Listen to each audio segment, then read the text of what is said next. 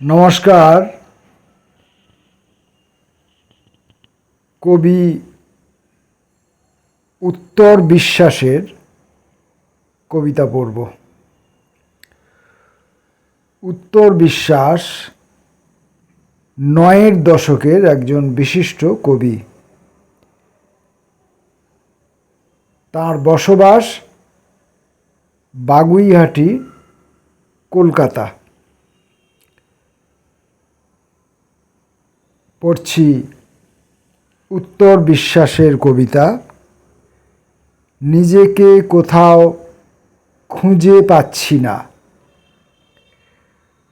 নিরন্ন অন্ধকার বাদামি ঘাসের ভেতরে রক্তশূন্য পথ শুয়ে আছে।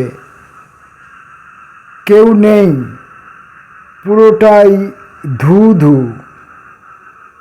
আমার পাশে বস্ত্রহীন ছায়া দাঁড়িয়ে একা একা কাঁদছে, আর আমি কোনোভাবেই নিজেকে কোথাও খুঁজে পাচ্ছি না। মৃত বাতাসের গন্ধ শুঁকে এগিয়ে চলেছি নিদ্রাভূত এক নদীর দিকে। শীতের বৃষ্টিতে ভেজা গ্রামগুলো বিধবা স্তনের মতো নিশ্চুপ। এক ঝাঁক কৈশোর জন্মভূমি ছেড়ে হারিয়ে গেল নিরুদ্দেশের যাত্রায়। বিষণ্ণ রাত্রি, অতীতের বাউন্ডুলে দুঃখ, মদের ফোয়ারায় স্নান করছে নহবতখানা, আর পর্বতশ্রেণীর নিচে সমুদ্রের অতলে তলিয়ে যাচ্ছে যুদ্ধাস্ত্র ভর্তি রণতরী। দৃষ্টির অগোচরে কে বা কারা অস্ফুট রয়েছে জানি না। প্রাচীন বট গাছ, বৌদ্ধ স্তূপের মতো অর্ধেক পৃথিবী, দিগন্তহীন প্রান্তরে হাওয়ায় উঠছে একফালি চাঁদ। দুর্লভ অর্কিডের ভঙ্গিতে আকাশের গায়ে ঝুলে আছে স্মৃতি বিজড়িত কয়েকটি নিষ্প্রভ হৃদয়। আর মহাশূন্যের ভেতরে পৃথিবীর কোথাও নিজেকে খুঁজে পাচ্ছি না।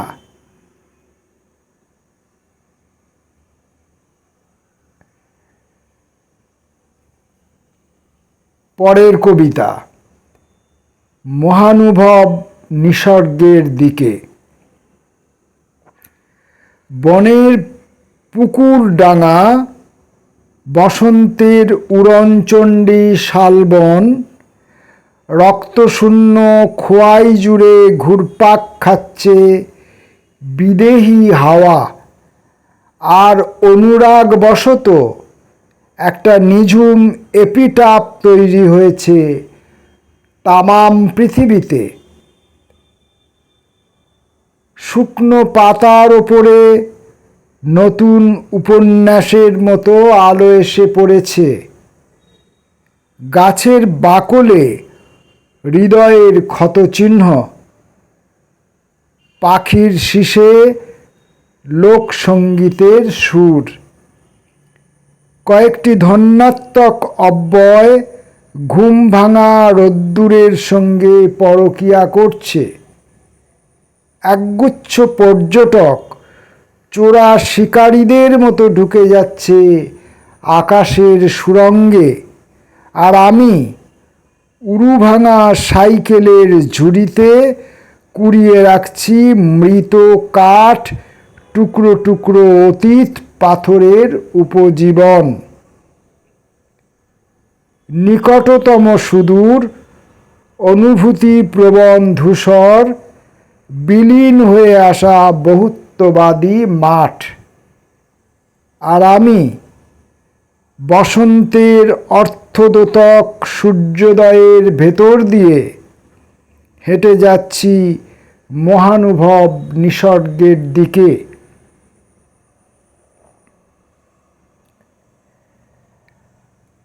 আমরা কবিতা পড়ছি কবি উত্তর বিশ্বাসের।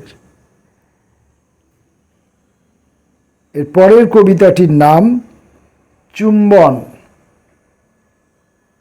সর্বত্র চুম্বনের মতো মহানুভব আনন্দ আর নেই।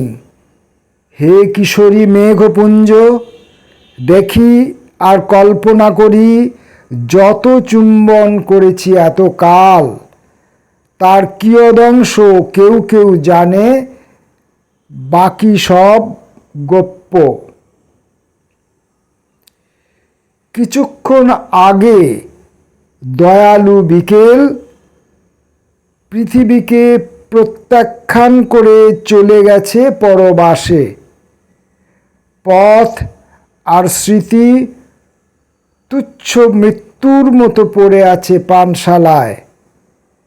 বাষ্পীভূত মেঘ বাতাসের চুম্বনে বৃষ্টি হয়ে ঝরেছে তৃষ্ণার্ত পৃথিবীতে। সেই সব বৃষ্টি ধুলোমাখা অনির্বাণ গন্ধ নিয়ে বেঁচে আছি। একদিন গাছের নাভি ও উরুতে চুম্বন করে জেনেছি, মানবিক কারণেই চুম্বন অত্যন্ত প্রয়োজন শরীর ও মনকে বিশুদ্ধ স্বাস্থ্যপ্রদ করতে। চুম্বনের বিকল্প কি কিছু হতে পারে? জানি না। উত্তর বিশ্বাসের কবিতা পড়লাম। এই সঙ্গে আজকের এই পর্বের কবিতা পাঠ শেষ হলো।